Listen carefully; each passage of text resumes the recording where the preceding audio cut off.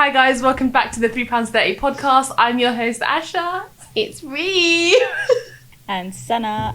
So welcome back to another episode, guys. We've really been enjoying making this, and alhamdulillah, consistency is coming through. No them ones, come on, throughout sickness, throughout everything. We've been through so much these last couple of weeks, but the episodes will come out by force. So yeah, how Asha's looking directly in my eyes as she's saying all of that. It just feels mad intense. I'm just saying that obviously it's Tuesday now, isn't it? We're to record on Sunday, but here we are. B. Certain were just too busy regurgitating. So at the moment, I'm with Shams. We're just out here. Living life. She's got some things to talk about today. As soon as I saw her, you know them ones where you can see in someone's face, they're ready. They're kind of ready to just... unleash the beast. Just release. Yes, I'm just with her. And as soon as I saw her today, I knew she had some things on her mind that she wanted to release. And I'ma just pass the mic. I'm so done. No, the only thing I wanted to talk about today was the whole cancelling culture and why I think it's dumb and it's unnecessary and it's wrong. In some occasions, 100% people should be cancelled. And Sana's gonna 100% be on Shambak's side with this. There's not gonna be water there, I don't think. No. There are some instances where someone should be cancelled, i.e. R. Kelly, of course, 100%. But there are other instances where it just doesn't seem to make sense. So I don't know if you guys have heard, but it's the one conversation that's been being had all over social media at the moment, but it's with this James YouTuber. Oh my god. Yeah, YouTuber called James Charles. The thing is, that situation pisses me off so much. Can I just say something? My god. I've been obviously taking the high horse or whatever the phrase is, and not even giving it any time of day. And then today I got a bit bored, so I went on YouTube and then I watched that whole 41-minute episode thinking, why the hell am I doing this? It's never gonna benefit me in any way. And now we're talking about it, so cool. Because we love drama. Cool. Okay, we're human beings. Everyone loves drama. So anyways, the reason why I wanted to talk about that was, so for anyone that's not sorry, put a belly to you. I was very vexed when you started coughing. I just need to just cough. So for anyone that's not familiar with that situation, basically there's a YouTuber called James Charles, and he has been accused by one of his mates of being a sexual predator and bit of a harasser, sexual harassment, just so many different things, right? And for being fake or blah. So what resulted from that was that he had so much social media backlash. Everyone came with receipts. Everyone that he ever spoke to or DM'd on Instagram, whatever, he moved to me and he did this to me, blah, blah, blah. Just so much. It was overwhelming, right? My guy lost 3 million followers. He lost, he broke a record for losing 1 million followers within 24 hours on YouTube. That's a really sad record to have broken, right? So he's been in the middle of a lot of social media storms, but I think this is the one that's just been the worst, because people don't take sexual harassment lightly, and that's his bestie as well, calling him out. Yeah, and it shouldn't be. And the thing is, she came with receipts, but I feel like in that situation, the way that people cancelled him, the way that people came for him, it something didn't sit right with me, because I feel like that's a massive allegation, right? That should be handled by the FBI. I'm so done.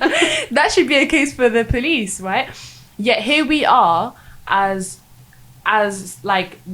law enforcement of social media going on Twitter and literally making someone guilty of something that they've just been accused of, and it is just hearsay. And if Tati really felt like he was a danger to society, she would have reported him a long time ago, but she doesn't. Do you know what I mean? I feel like it's been blown up into something that just doesn't really seem to make sense. But it was just, I think what hurt me in sort of watching it and sort of paying witness to it was how quick people are easy to just jump ship. When it comes to social media, people don't actually care about you. And can I just say, within the whole conversation everyone's having about mental health and well-being and stuff, Mental Health Awareness Week. It's such a contradiction that you're just outrightly attacking this guy. Like Sham said, like Asha every day said, it's no one's taking it lightly. It's not a matter of that. It's just that it should be something that is explored further by law enforcement or whatever the case is. But it's just a matter of, if you're bullying someone, that's a very, very, very different case. If you're making somebody start, you don't know what they're thinking. And this is what the conversation around mental health all the time is. You don't know what people are feeling. They could be smiling, they could be recording themselves doing whatever, and deep down they might be wanting to kill themselves. That's just the reality of it. And then when that happens, everyone goes, oh, we should have noticed the signs, or we should have done this, that and the other. So yeah, sorry, I just wanted to add that it just felt like such a contradiction with everybody saying, you know, talk about your feelings, express Self-love things, and self-love, self-care.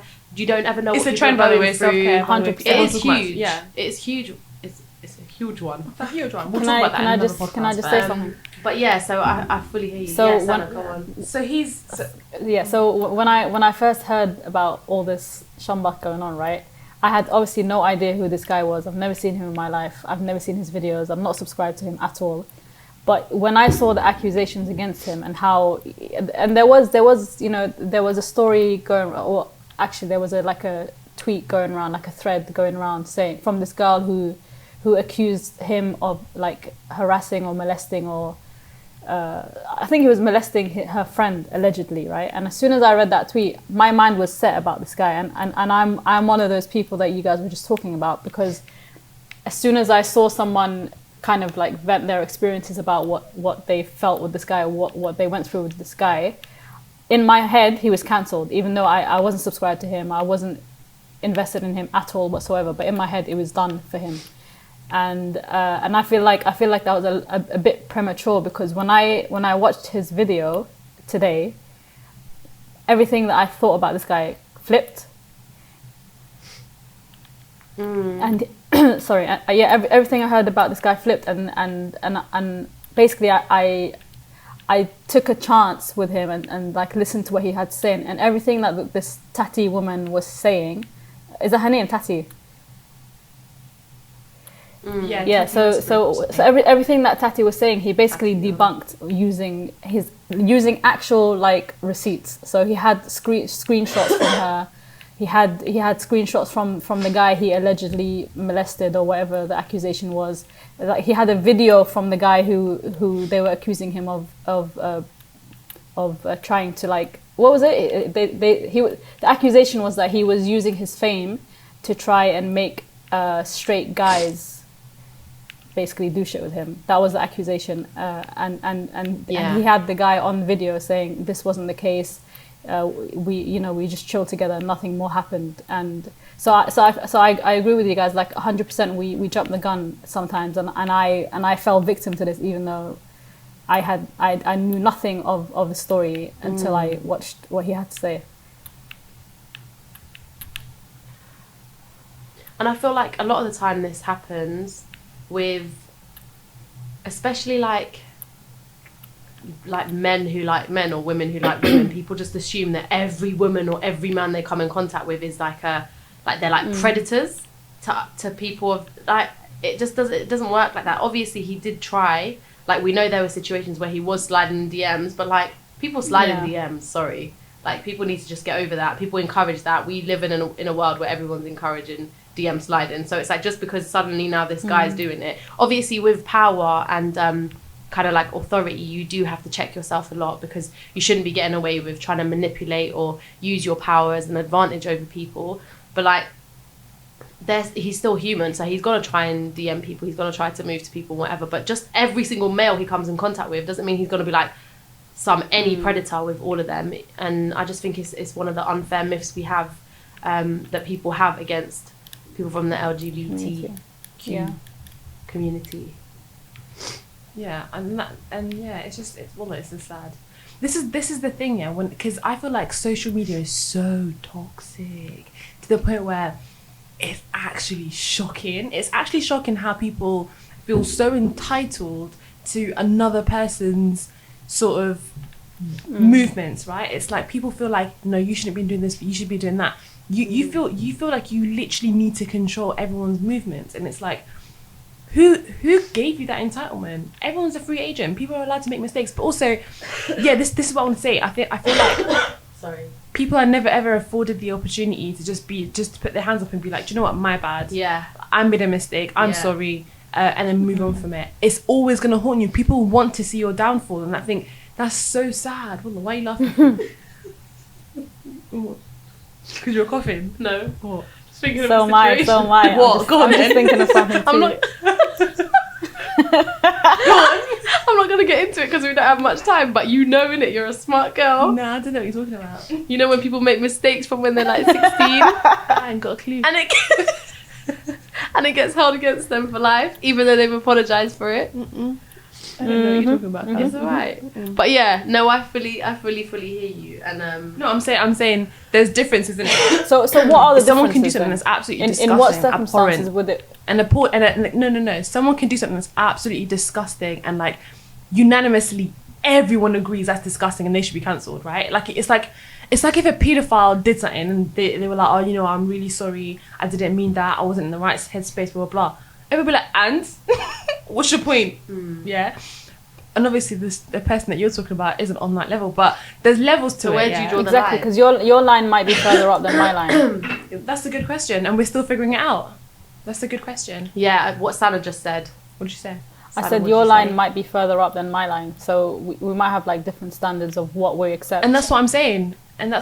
We need to all still figure it out. Like there's no universe moral compass that everyone follows, and like there's no guideline, but everyone knows there are certain things that everyone agrees with is wrong. Like everyone agrees that murder is wrong. Everyone agrees that anything to do with children is disgusting. And anything that do you know what I mean? Everyone agrees that there are certain things, But people have different ways of dealing with the wrongness. yeah, 100%. Like some people will say castrate paedophiles. Yeah. Or Cut off their penises. pasteurize. Just while we're That's on the milk. topic, That's milk. are you guys done laughing? Man said pasteurized milk. Just while we're on the topic, I saw today as well on Instagram. There's a backlash against Inaya, the modest wear company, and and people are using the word cancelled in that story because apparently. So explain it. What happened? Can I understand? Because I don't know who Inaya is and all of these modest clothing. Because man just shops H&M. them. I think modest clothing is too expensive. 100%. As in 100%. when it's labelled modest. I tried googling modest clothing the other day. I was pissed off. What do you mean a maxi dress that I could buy a new look is £40 more expensive? Because it's labelled because modest. it's such a niche market, and they know Goodbye. that Cancel. you can't find it anywhere else. I can have my elbows They wanna out. try. So go on, explain. What happened to Inaya? So Inaya, in fact, Asha, I think you're the best person to talk about this because I'm pretty sure, and I don't know if you want to have this in, but I'm pretty sure they approached you for this. But they basically had a new, what's it called, a photo shoot with hijabi bloggers, and I believe. Oh, I think I've seen this. Khadijah's. I believe they used like a whole range of hijabi bloggers, except they were all like basically Asians and Arabs. I know there was one Arab, Umayma Abdul was on there. She's Yemeni. Big up. Anyway, so the point was basically girls. Some girls were upset that there weren't enough. Well, there weren't at all any black people involved in that. And I always claims to be diverse and all of that stuff. So that's why people are saying they should be cancelled now because they're not representing the black community. That's interesting, because I think when you're on the back end of it, behind like production, and you know the process, you know that they did actively take a step into hiring more diverse models for their company. You kind of look at it differently. Like I never knew that. I never knew people were really upset about that. But yeah, Inaya Collection contacted me, but I think for what it was, the payment for what it was. Didn't really seem to make sense. I'm not gonna lie, it wasn't enough money for me to be like, I'm taking a day off work. So I was like, I'm not interested. But they did want darker skinned, or they did actively try, at least with me anyways. And I don't know if I would have been the token black hijabi on that campaign, but it's a difficult one to speak about because I feel like people nitpick because I never knew actually how much I don't necessarily care too much about like that whole representation stuff until maybe like recently, where it's like if Inaya were to feature a black or darker skinned model as part of their campaign, which I'm not gonna lie, I feel like they always have done, in the past, it wouldn't really affect me in any way. You guys need to see what Reem is doing right now. She's barely lipsing up the mic. I'm not. She's rubbing her nose on the mic. But I feel like it wouldn't like Inaya has been like relatively diverse in the past, and like that's one thing that I always recognize with Anaya. Like they did have like maybe like 1 or 2 black girls on the team, but this is the thing, yeah. Sometimes when it comes to stuff like that, maybe there just wasn't enough people that were on it. Yeah. Do you know what I mean? So you can't say to them, don't release the campaign because you didn't have enough. It's like, it's dumb. Not gonna lie, there are like model agencies that work with specifically hijabis that they could have reached out to, I don't know if they did or not. Do you know what I mean? Like, I don't know. Like, unless they come out with a statement, I'm not gonna lie, I don't care about these things. There's bigger fish to fry. I don't care if Anaya don't have a black girl on their campaign. I don't care. I'm there for the hijab and I'm there for the clothes. Fair enough. Yeah, I just thought it was important for you because I know that you were approached by them. Because I was approached by them, so I know that they did try. I think it's because you know from the inside. But if I didn't know that they did attempt. Whereas I think if you had no idea about what they've done, you would have probably thought very similar to what people have been saying. But historically, Anaya has always been quite diverse. Because I remember when they first came out and I was on their website, that's one of the things that I did definitely notice about them, that they were diverse at the time. I just feel like, like people love to nitpick. It's not the biggest deal in the entire world. Of course it matters, like representation does matter to a certain extent, but I just think people should have an opportunity to learn and to understand and learn from their mistakes, and you shouldn't just assume that everyone's woke and everyone gets it. I think criticize constructively and then see what they got, and if they come back with the same old bullshit, then you have complete right to cancel. But yeah, no, they reached out to me at least. But if you had felt a way about a brand or whatever, or not doing enough to have representation on the campaign, and they went back and redid it, or in the next campaign made sure to include it, would you take that as like? Because I know most people would be like, oh, the only reason you're doing it is because you got a backlash and now you're trying to. So there's always going to be something that people don't like, even if you do try to rectify your ways, you know. Yeah, and I feel like if we're speaking exclusively about Inaya, I feel like if you want them to represent Muslim girls around the world, I feel like diversity comes in so many different shapes and sizes and colours. I agree. Right? So even the girls that were on the campaign, some of them were non-hijabis, and that does represent Muslim women around the world. You can anyone that can come, someone can come out and be like, oh, yeah, there was one or two. There was one. And someone can easily come out and be like, yeah, there's Chinese Muslimas too. Why are the Chinese girls not represented? There's always gonna be something. Someone can say, oh, there's disabled Muslimas too. Why are we not being represented? There's always something. So you can't really expect for a company, especially when it's not on a mammoth level in comparison to some of the high street brands that we all know and love. You can't expect them to be able to represent everyone, and you can't put that amount of pressure. Like, if you're that pressed about it, come with your own brand and represent the people that you want to be represented. Soz. And also, then people get criticised all the time about trying to tick boxes. Yeah, exactly. Like, if there's one of everything, they'll be like, oh, they were just trying to do like the token this, the token that. I feel like they can't win. Make up your mind. This is it. Oh, by the way, shout out to George the Poet for... Oh, yeah, for them podcast awards. What a boss. No, I've never even heard his podcast. Sick. Well deserved. I've never heard his podcast. It's very powerful stuff. It's more of like storytelling. Wow. But he's doing it obviously with poetry, and it's more artistic. But it's like focusing on so every week they'll focus on like a particular topic, right? That is of importance to talk about. But they will tell it. It's just listen to the most recent one because there's no real order. But I think you'll see over time it gets so much better. Like there's a real production behind it, and there's so much work and effort that goes into it that you can just tell like he 100% deserved that award. 100%. 100. The 6 or 7 or 8 That's or 9 amazing. or I think it was That's 9 amazing. even. I know he deserves it proper. One of the. Not the few that deserves it, but one of the most, I think, underrated people that's just doing bits left, right, and centre. Mashallah. Like, I don't think George the Poet is underrated. I think he's underrated. I think he's on a journey. The journey maybe might be slow, but I think people definitely know his worth. I agree. I think people know his worth, but it's just he's just not got there at the pace that we expect him to get there. Let's just say maybe. but I still call that underrated.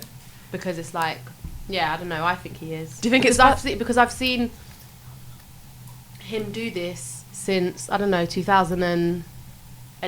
And I'm thinking in 8-9 years, I feel like, and I think he's doing bits. I don't think he'd look at things and think he's not doing well. I don't think anyone looks at him and doesn't think he's doing well, but I just think he should, that more people should know about him. He should be more elevated. 100%. I think the people that need Sana, to know about question him for know about you. him, but I just don't feel like he's got enough like I don't know, maybe not enough attention or clout among like laymen, if that makes sense. But I think the people that know about what he's doing, as in people that are involved in the fields that he's in, know all about him. Like, there's no question about his credibility or anything. Yeah, like that. but that's because people take it. That's because people take an active interest to like look for people like that. I have 2 questions for you guys, yeah? Is that frustrating because you witness on a regular basis people becoming overnight successes, yeah?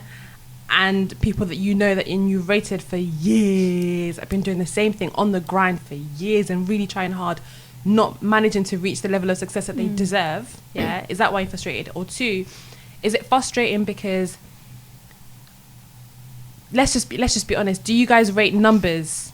As in, like, do you feel, because you guys are saying he's not at the level that he should be at, he doesn't have the level agree with me. He doesn't have the level of clout that he should necessarily have. Does clout necessarily mean he doesn't have the same numbers of followers or people talking about him and like the attention that you guys mentioned? I just don't think he's. Is like that what it is? Is that what you're equating it to? I just don't think he's a topic of discussion like many other people are. You know, he doesn't make headlines. There isn't much talk about him. But that's not to say that people don't know about him, if that makes sense. Yeah, I mean, he did the opening poem for the royal wedding. Yeah, exactly. That's quite and big. I feel like nobody. Yeah, but I feel like everyone missed it. Everyone remembers the choir. Everyone remembers the pastor. No one remembers George. No one remembers George. Even the guy that did the harp, which they were all amazing, but it was like there was like that's a big deal. Like, you've personally been invited by Prince Harry. Can I say I think he's a top waist man? Who, Prince Harry? Yeah, go on. I think he's a top waist man. Go on. Why? Why? Go on. Why? Bro, them guys all served in the army. My guy called us raggeds. Yeah, I remember. Goodbye. Who called us a raghead? He had a talk about cancels. racism. Harry. Prince Harry. Have you not seen them videos where it's like, oh, demand him? Those shots. Like, have you not seen the little stupid videos they made of him to take the piss because he's a flipping racist? What? Is it the video of him running away? Right. Oh, Sana doesn't know. Yeah, yeah. People have done voiceovers. Sana doesn't know that Prince Harry used to be racist. Yeah, maybe he used to be. I don't you know. not But serious? just because he's with a mixed race girl doesn't mean he's not racist. No. Yeah, he called us ragheads. And I've never heard of this before in my life. This changes everything. Bruh. He went to like Afghanistan. No, I know. I you remember there was served. one video of him that isn't that surfaced like of him part and calling parcel someone of a... being a prince that you have to serve? Probably. And you know what? I respect it because at least you're on the front line. But how really front line are you? Like, are you front line like someone from Solihull? Or is that even what it's called? Salisbury? Or what? Salisbury's actually very middle class. Like, I don't know, flipping Grimsby. Yeah. Like, you're not a soldier from there. You're a soldier from the royal family. Like, you're obviously going to get... Not even a soldier. I don't even know what his position was. But anyway, George has been invited by Prince Harry to perform this poem at the wedding. And it's like, how has that just managed to skip everything? Like, on Instagram, I'm seeing everyone repost the videos of the choir and say it's amazing. I'm seeing everyone repost the video of the harpist. What's it called? The harper. Whatever. Person that plays harp is. It just got worse. Did you just clock? No, man said person that plays harp is. Whatever they're called. Harpers, who was banging. And then nothing. I just thought it was a little bit of a disrespect because I don't know, man. And I think, to be fair, I think there's room for everyone. But I think the problem is the people that are getting the overnight things are just taking so much of the space. It's like, I don't know if that's their fault or people's fault. I can't figure it out. But I just think George needs. I think it's people's fault. I think more people should know about him. I think it's the fault of others, not themselves necessarily. Yeah, what makes you say that? Because it's only natural, isn't it? Like if you've been given an opportunity to like be acknowledged for the work that you do, of course you're going to take full advantage of that. So I don't think it's fair to blame people just because the opportunity has come to them. I think it's other people that make the conversation all about this individual as opposed to the work that they're doing. Go on, Shams. Why do you look like you got something to say? I missed what you said, so I don't know why. I don't know why Sana's. I don't know why Sana's responding to. What did you say, Reem? Sorry, recap. So, guys, do you know what I was thinking about? Do you guys brush your teeth during Ramadan? What the hell? So, did you just say Ramadan? Yeah. Ramadan? Yeah, Ramadan. Do you not? Do you guys brush your teeth during Ramadan? Apparently there's like a massive debate about this. Obviously the answer is simple. Yes, you do, you disgusting little shite. Oh my God. That's disgusting. How are you leaving your yard with hot breath, yeah? Forget your own personal hygiene. That's affecting me, my G. We're on a packed train, Central Line. There's already like people who don't wash on a regular basis. Now you want to come and add your Ramadan breath. Now, on top of that, you ain't brush your teeth. Is another That's thing disgusting. altogether. It's actually disgusting. It's no. Basically, they say it's disgusting, but they say like from what I've heard, yeah. And obviously, Sana's gonna be like, no, where'd you get that from? I know what you're gonna say, but I've heard that it's part of like your ajr for like Ramadan, innit? Yeah, it's like it's part of that blah blah blah because you suffer through your disgusting breath. Low key, Allah's like, okay, I got mercy for you, be like, don't worry, I got you, yeah. Small. So in that sense, you can't really complain about it because it is what it is. But not gonna lie, brush your teeth before you go to sleep at Fajr. That helps. Why can't you do it and while then you're brush your teeth fasting? again? That should be a given. Standard. Do you guys not do it while you're fasting? I do, but basically, all you have to do is wash your mouth. Really, if I'm at home, yeah, and my breath is stinking, I will brush my teeth. I brush my teeth when I wake up and before I leave the house as well. But I remember there used to be a conversation when I was in school and in uni actually, and so many of like the proper ISOC guys used to be like, nah, not having it. They wouldn't. Nah, not having it, sisters. Don't brush your hot breath.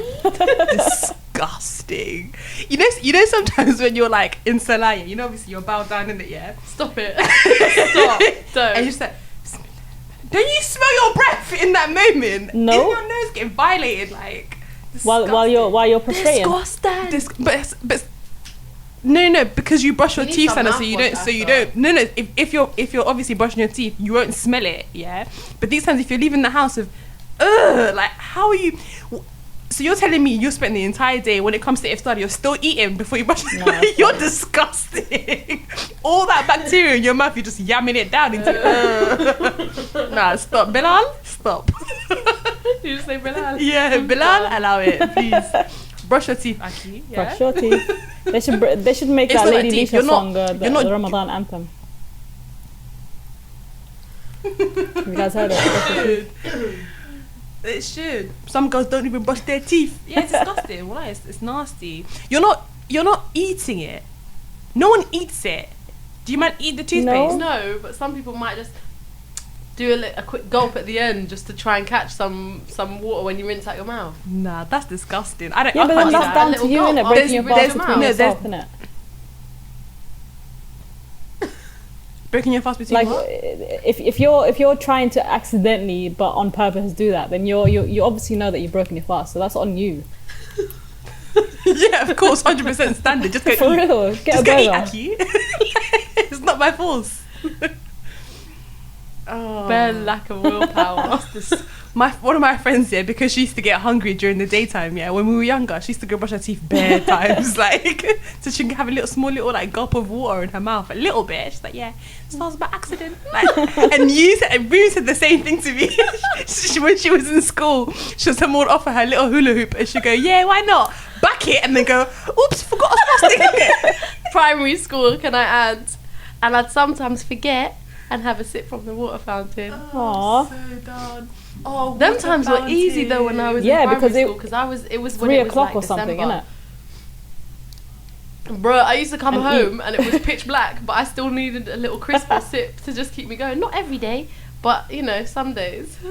Now, school life was just, I'm just thinking about it now, like primary school in particular was jokes. Like, when you said water fountain, that brought back so I know, I can many see in your memories. face, very reminiscent. Like, just playing tag, yeah, and then quickly going to go get water because you need to rush back.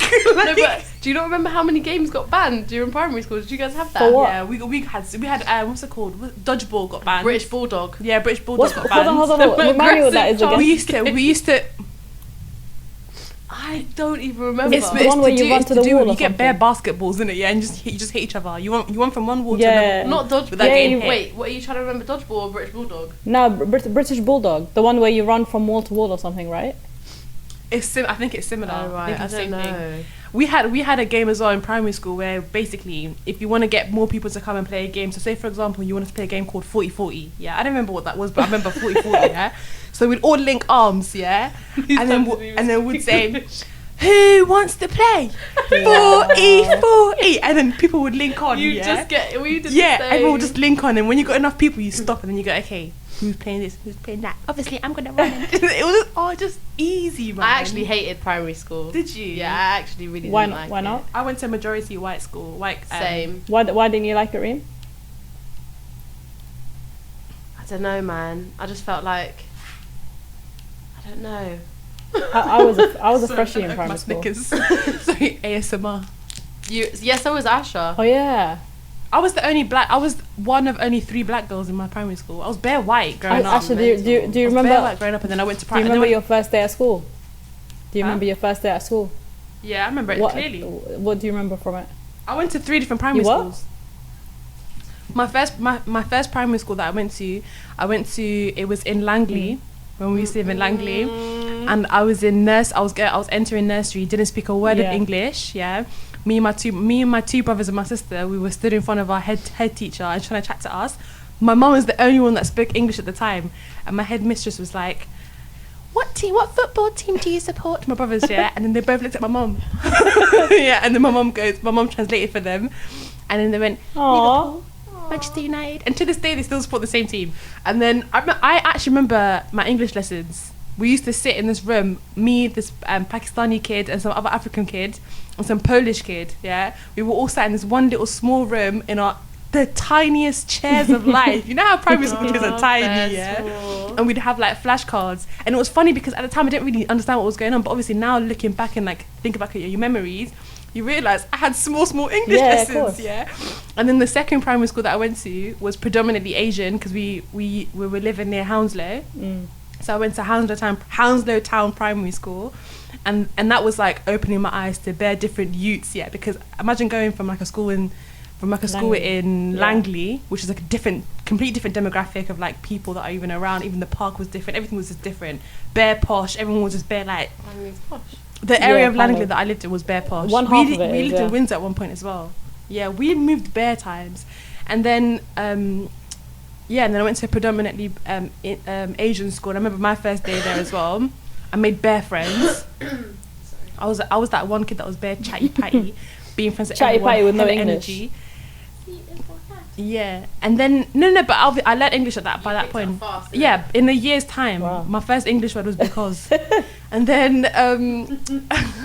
then I went to the school near my end now. Just almost had to bit at my ends. Then I went to school in West London, yeah, and that school was predominantly white, and I was there from year 4 up until year 6. And on my first day of school, like I ran out of the classroom crying because I felt so out of place, and it was so funny because my mum was worried about me because I was really upset about going into school that day. So she'd come in to school at like lunchtime, and she was talking to my headmistress, my teacher, and she was like, yeah, just keep an eye on her. Like I feel like she was really upset because she misses her friends, blah blah blah. Like she didn't want to come into school today. So when I ran out my class, the first person that I saw was my mum, and she was just there ready. And she goes, "What's wrong?" And I just burst into tears, and I was like, "I don't want to go to this school. I hate it." And I remember my mum used to give me bow wow braids. What? Yeah, do you know what I say? Bow What's wow a bow wow braids. braid? From literally the front of my head to the bottom of my neck. Straight braids, you're looking like some any boy. Well, I was so clapped when I was a kid, yeah. My mum sort of that ran to her. Obviously, my braids were a bit messy and that, so she was bare like rubbing my head, like just her hands were just falling down, like because there's nothing to really grip That's onto. adorable. And then after a while, I got used to it, but there was bare racism. There was hella racism in the area that we live in now. Like, Obviously that's changed because we've been there since 2004. And I think part of that is because of how my mum was towards our neighbours. She wasn't having none of it. We got told on the first day of when we moved into the house, this old white guy pulled up close to the house, and my mum thought, oh, he's welcoming us to the area, so she's bare happy, she's like, hi, like that. And he rolled down his window and he goes, you see your lot, we're gonna get rid of you. And then she went, oh, is it? Are you serious? She goes, That's so sad, okay, though. good luck. My mum wasn't having it so much. and she was like, they must have assumed that I was like this immigrant mum, didn't speak any English, wasn't savvy at all, didn't really know the culture very well, blah blah blah. My mum was like, yeah, I'm like, Somalis, we're very, very resilient. No, Somali mums aren't shook of no one, you know. Well, this is the thing, people think Somali mums are shook. Somali mums will batter your child and then you like when it comes to protecting their kids, they don't give a shit. So mum was just like, okay, calm. 15 years later, we're still there, and the same guy that was like, gonna get rid of you says hi to my mum every morning now. Wow. Do you know what I mean? It's them ones. Like, my mum's not having it at all, and they all respect her. They're so nice to her now. But yeah, go on. Sorry, Reem, what were you saying? I went on a bit of a mad one. I don't even remember. You went on a nice little The rant. first day of school. Predominantly white school you went to. Yeah, I don't remember my first day. I don't have memories like that at Really? all. All I remember is, I'm sure I cancelled out primary school. I don't know why I disliked it so much. I think I had a few teachers that were just on some stupid... What we had, was like proper teachers' pets in the class, like whose mums were bare involved. You know, them mums who were like, oh yeah, so, you know, Harry's going to do this and that, and this person's going to do this and that, and they're going to make sure that they practice their recorder for the next day, and whatever. My mum just wasn't that active, because... I don't know. It was just. I think she literally just come to the country, and You were born in the UK, right? like they didn't. Okay. Yeah, Why are you laughing? She was born in Paddington. I was born Oh, in yeah. Paddington, St Mary's. But I mean, when I say literally, as in like she'd been there for like 5 years, but she wasn't social. Not in a rude way. She didn't make any friends. She was still recovering from leaving her family because of a war condition. Yeah, it's hard, man. Do you know what I mean? So it was like, and it was the first time she ever left. And I don't know, like I just think it was really hard for her to actually have those, to be, for like she was doing her best with us, but like so many other mums were so involved. And my mum did her bit, like she'd be like, I'll come to the trip where you take them all on the farm.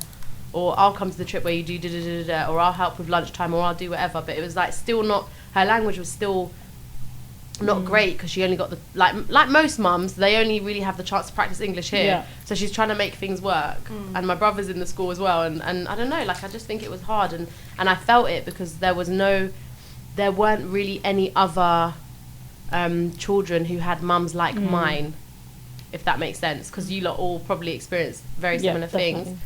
Definitely. And even things like when I used to try and speak Arabic to her, everyone would be like, that's rude.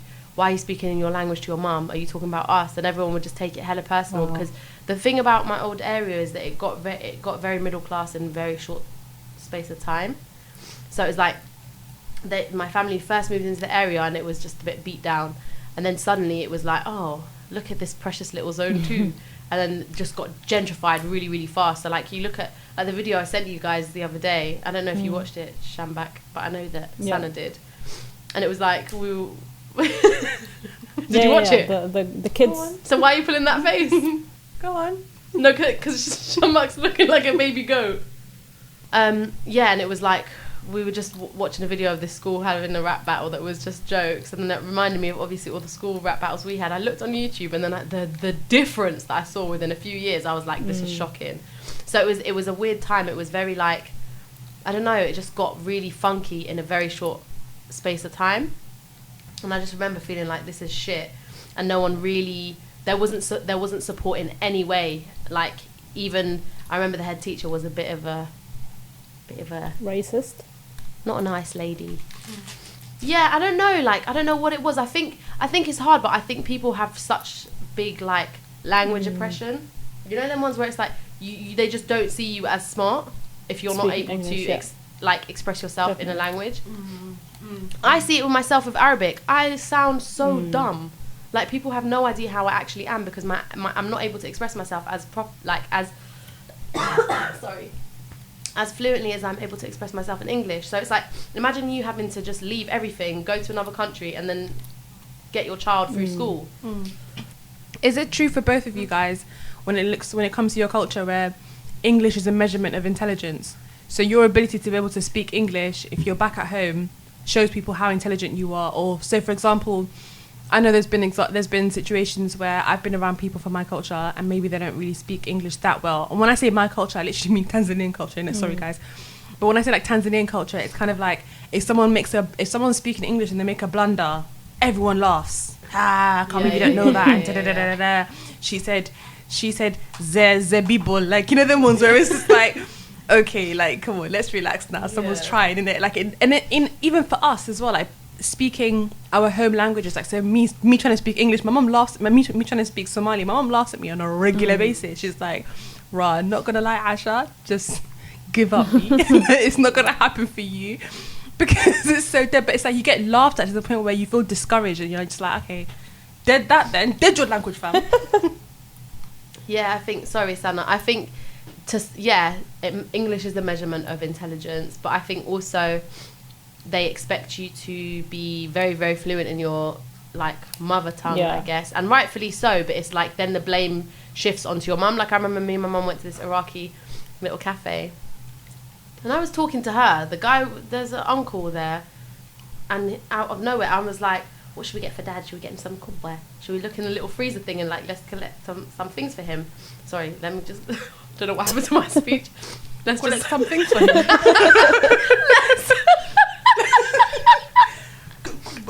Let's collect something for him. If you can see what she was doing, Sana. Sorry, I was like, let's get some things for him from the freezer. Let's get him some bread, whatever. So I'm minding my own business, talking to my own mum, and the guy goes to my mum, "It's your fault she doesn't speak any Arabic." My mum goes, "Huh?" And I said, and then she goes, "Who said she doesn't?" And then he goes, "Yeah, because she's not speaking Arabic." She goes, "Yeah, but who said she doesn't speak Arabic?" So then, so he's literally like arguing with my mum now, and I'm just like, "Yeah, Ammu, you're right. You know, you're right. I should be able to learn my language properly." And he was just shouting, not shouting, but like blaming my mum. Anyway, eventually, I was like, "Mum, just say cool," because he just wants to talk. It's not any malicious thing, but it's like this feeling of like they own you, and that it's like he can now tell my mum that it's her fault. Like, I'm not being funny, but she had a lot of priorities when we were younger, and making sure that we were okay was her main. It was like, when you can't force people. When I was like, I want to drop out of Arabic school so I can watch CITV, she was like, I don't suggest that, I don't recommend that, but you're gonna just have to do you. Like, what else is she gonna do? Is she gonna drag me there every Saturday?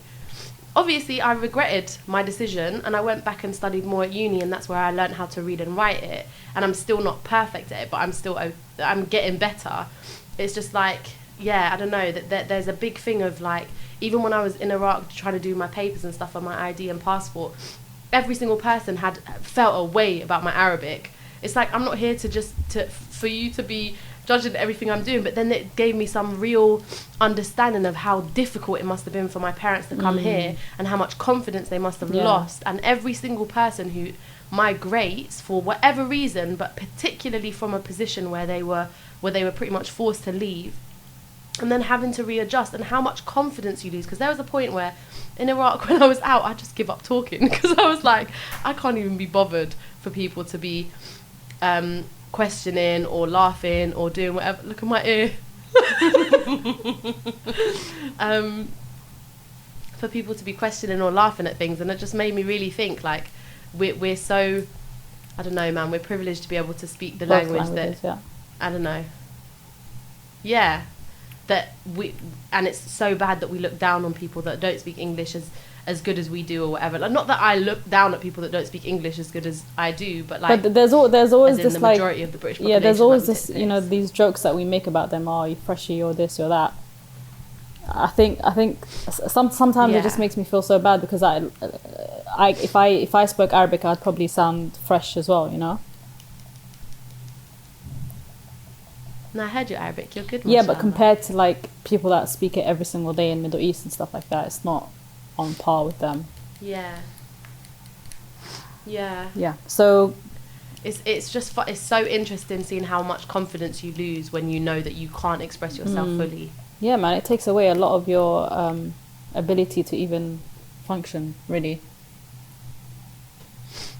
Yeah. Go on, Tanya, what's your earliest memory of primary school? Who, me? I'm so glad you asked me, because I kind of felt left out, and I was going to bring it back just now. But basically, I never forgot Sana. I just wanted the conversation to flow. But basically, my earliest memory of primary school was so when I came to the UK, it was just me and my dad and Sumaya, my sister, and my mum wasn't there at the time because she wasn't British, obviously, so she was waiting for visa issues to come through. And so when we came, it was just us three, and I basically had to go to school one day, to some random school. Bear in mind that I had never been to a school, and the one time that I went to a school nursery in Yemen, I ran away. Like, they put me in the nursery, and I went home on my own as a like 3-year-old, or like genuinely my mum went back to the house and saw me sitting outside, and she was like, "What are you doing?" So I was very anti-school, and that doesn't surprise me. That doesn't surprise me. Yeah, I was really, really anti-school. Like I think I was more scared of it than anything, for whatever reason. But so when I went to primary school, my dad and my uncle's wife took me to the local primary school, and they literally had to pin me down. Like, the teacher, two teachers had to pin me down as I was screaming my head off, because I didn't want my dad to leave me. And my dad, like, I could literally imagine it right now. My dad and my uncle's wife walking away from me, and I'm screaming, and I literally had to scream myself to sleep. And then I woke up and I found myself in some random, like, little class. But that's my earliest memory. That nap must have banged. Sorry? That nap slapped it. I just, when you wake up after sleeping from tears, it was one of those naps. And then I remember as well, like, obviously I had zero words of English, like zero, nothing. And when that happens, they basically pair you up with Arab speakers or whatever language that you speak. And the person that they teamed me up with is now a friend of mine, and I consider her to be a close friend of mine right now. But at the time, she basically used to translate everything for me. So the teacher would be saying something, and she would have to translate. And instead of actually translating, that's such a big job for a child. Listen, she's an arsehole. Listen, instead of translating word for word, all she used to say to me was khara, khara, khara, khara, khara, khara. Khara means shit, by the way, for people that don't understand. She was just saying it in, like, different tones, and the teacher would think that she was translating, and I'm just standing there thinking, what is going on? Imagine me as, like, a 5-year-old or something, 5 or 6 years old. And I'm trying to learn shit, and all I'm hearing is khara, khara, khara. And this girl, literally, she was my first bully. She was literally my first bully, and I tell her this every single time I see her. I'm like, I can't believe you used to do that to me. But I remember once in school, I can imagine. So this was after, like, my mum had come to the country and stuff. Every single, like, lunch and break time, I know that my mum used to walk past the playground. Just, I don't know, she was going to, like, her work. She worked in a nursery at the time. So every single time, I know that it was like she was expected to walk past. So I used to wait for her to walk past, and if she didn't, then I would think that something happened to her. And this is like early anxiety that I used to have as a child. Aww. And it's now that I'm thinking about it, it's kind of, like, sad. But at the time, I didn't think anything of it. And all these years I've been wondering, like, why was I waiting? Literally, I used to spend every single playground, every single playtime, every single lunchtime, any moment that we had outside, I would be waiting by the fence to see if my mum walked past, right? And I was thinking, why is this here? So I was thinking about it, and then I remembered that this girl, the khara translator, at one point, she, like, when we used to wait for our parents to come pick us up after school, my dad might be a bit late or something, and she used to say to me, your parents are not going to pick you up because they're dead. And I was thinking, what? Literally, my first bully, who is now my friend, she's an asshole, and I told her, and we beefed it out. It's cool. She sounds like a little demon, mate. she was a bully and a half. I brought it back to that event, and I think that's why I grew up all this time having like a fear of losing my parents and having a fear of like getting lost in general. Aww. So yeah, that's a bare PTSD. Yeah, man. So that's my earliest primary But I school also think memory. it's a little bit. I think it's a little bit deeper than the bully. Sorry, I think it's a little bit deeper than the bully because it's like there must have been some sort of impact of you coming here with dad. Yeah. And probably having like a little bit of contact with mum, but not Yeah, too yeah, much, and like not knowing exactly when and how and everything. Like I think that's an experience that a lot of like what first gen. Yeah. Is that what it's called? Yeah. First generation immigrants. Yeah, like first generation immigrants, and maybe like second gen if their parents have just like newly come or whatever. Experience a lot of the time of just be that like anxiety or like Disconnect. What's it called? Yeah, of just thinking like something's gonna happen all the time. Yeah, I definitely I had think that. Sana was too young to even think of it on that level. I think No, I think that happens. It's about the brain. It's I about think the Sana early just probably experiences missed in the her brain. parents. You what? Yeah, but What did Shambak say? like early experiences. She says she just thinks you miss your parents. Nah, I don't think as like a how old were you at the time? 5-year-old. I was. I don't think Sana as a 5-year-old was probably thinking about these things on that level. I think he probably just wanted No. your parents. and that was it. Yeah, no, but there's- I she didn't genuinely have had who she at needed a very there. very young age. I had a lot of anxiety, and I never even knew it was anxiety until Yeah. like I grew up. But I always used to have these thoughts Yeah. like I even think- I don't know. This might be like OCD or something like very what's it called? A very simple version of OCD anyway. But even when I used to be at home, and I walk past like a light switch or something, I used to have to switch it on and off. Otherwise, my mum will die.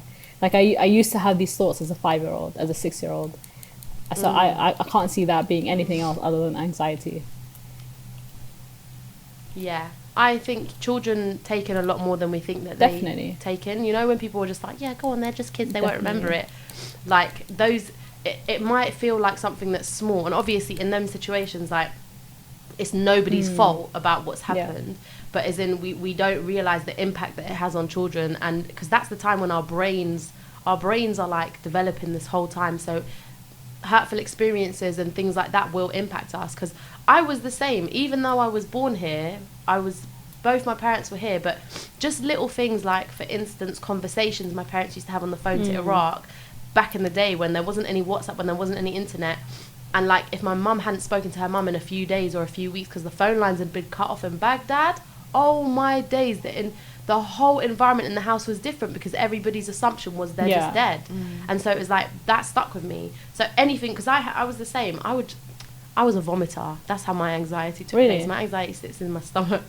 So it was like, anytime I was and that comes from me being born in London. My parents had been here a few years, and The ripples of that right, effect, I think, and it's like yeah. generational. So even though I wasn't directly impacted by it, I was in some ways, Yeah. and so it's like we can't expect children to just like they're humans and their brains are smart and they take things in, and actually that's where we're most spongy.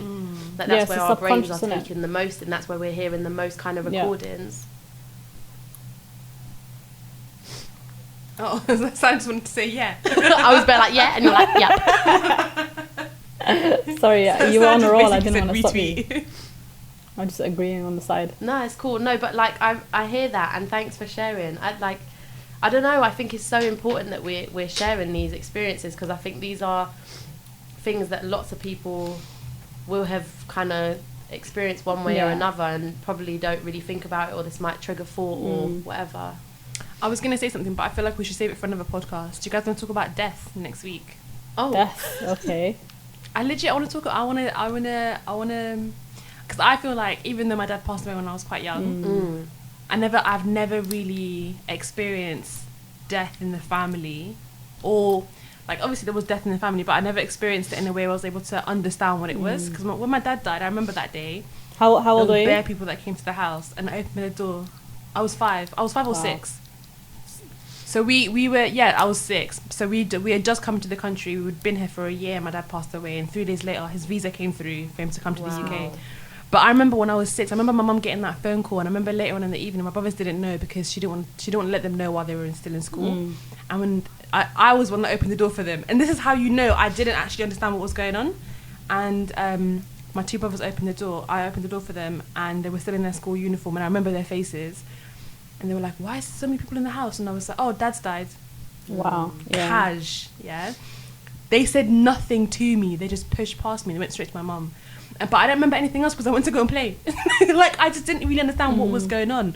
So that's why I felt like when you were talking about the feelings that you had, I just thought maybe I just downplayed it because that was my experience, because I never really had the capacity to even understand what was going on in a moment like that. Do you get it?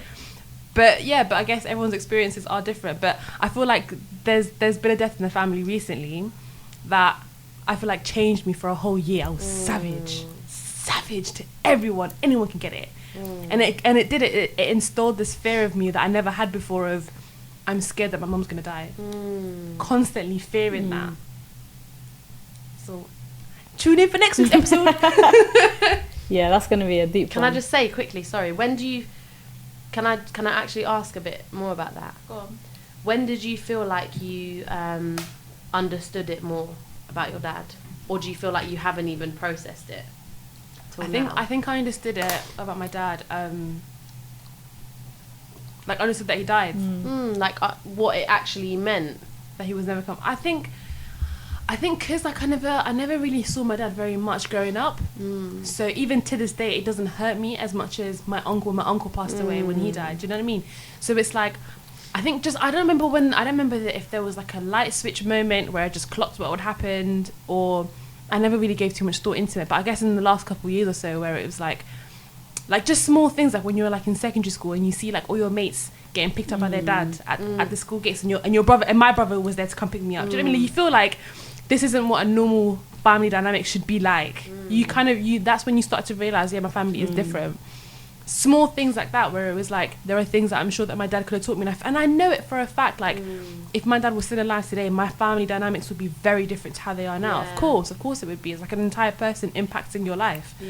So it's like you do feel like sort of left out because you don't have that kind of typical quote unquote normal family structure that's reflected in most people's families, and it's like you do feel like you're losing out on something, but you're not sure what it is. Do you know what I mean? So when I became closer to my uncle, my mom's brother, that's what I got that from there. But but initially I got it from my eldest brother. He was more of like a father figure for me. Two of them. So I remember my brother used to pick us up from primary school, me and my sister, pick us up, take us home, make sure we went upstairs to go and have a shower. Meanwhile, he's reheating food that my mum had put in the fridge for us, because my mum used to go to work. My mum worked 2 jobs. Like, I never really felt that. So you imagine that coming back from like the weekend on like a Monday morning, and these dickhead teachers will ask you on a Monday, what you guys get up to the weekend with your parents and and you're just there like, I stayed in at home because my mum was out working and I wasn't allowed out. And do you know the ones where it's just like you don't even know. That's when I learned how to lie, and that's when I became a storyteller. And that's why I'm a journalist. No, I'm joking.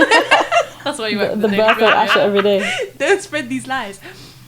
That's when my imagination used to run wild, and it went into me starting to write stuff. My mum found a book recently of me what I wrote. When I grow up, I want to be an entrepreneur, and I want to be this, and I want to do that, blah blah blah. And I used to write down all of my thoughts. I used to just be a proper loner, and I used to stay at home and read books and write stuff.